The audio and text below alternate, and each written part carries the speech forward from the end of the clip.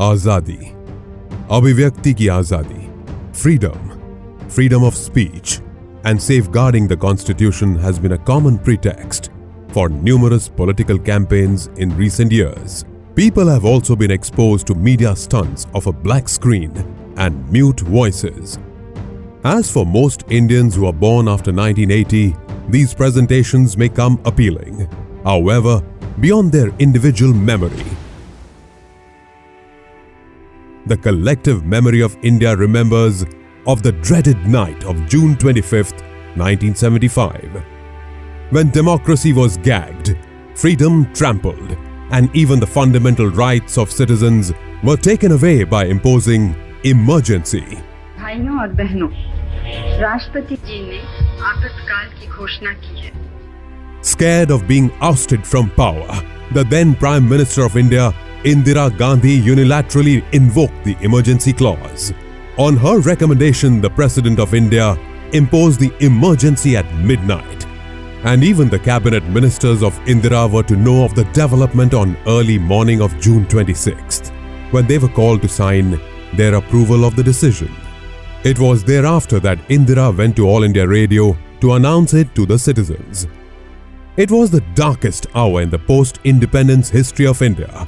Newspapers were monitored, political opponents were imprisoned without trial, and protests were ruthlessly crushed. Several newspapers to protest government monitoring kept their editorial pages blank to represent the void of information. The public was meanwhile left in uncertainty and fear. People were being tormented for just stepping out of their houses, and all this was in the pretext of safeguarding democracy. Amazingly, Indira upheld that it was to protect the nation, while it was all to safeguard her individual interest. The Allahabad High Court in a decision had found her guilty of malpractice during parliamentary elections and not just void her election. She was barred to contest any election for 6 years.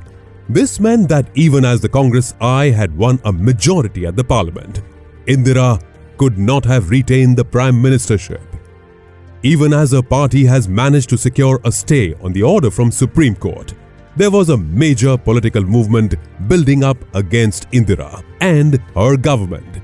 The Nav Nirman student movement that emerged in Gujarat in 1974 in a year had ignited a revolution across India against the sprawling corruption in government. The movement, now under the leadership of Jai Prakash Narayan, has become the biggest threat to Indira's position. The fervor and public support that the JP movement drew can be compared to that witnessed during the Anna Hazare movement of 2010 against the corruption of the UPA government. It was in fact the historical rally of JP in Delhi on June 25, 1975 that made Indira anxious of losing power and made her impose emergency in haste. The public ordeal lasted for 21 months, but this could not safeguard Indira or even curb the protest. The general elections that followed the emergency saw fall of Congress under lead by Indira, and for the first time since independence, the party lost helm of the central government. The suppression only went to further strengthen democracy. Youth leaders such as Arun Jaitley, Ram Vilas Paswan, and Mulayam Singh emerged on the national political forefront, and the popularity of other senior leaders increased too among the common man. Leaders of the opposition like Morarji Desai, Atal Bihari Vajpayee, and Chandrasekhar later became the Prime Minister of India.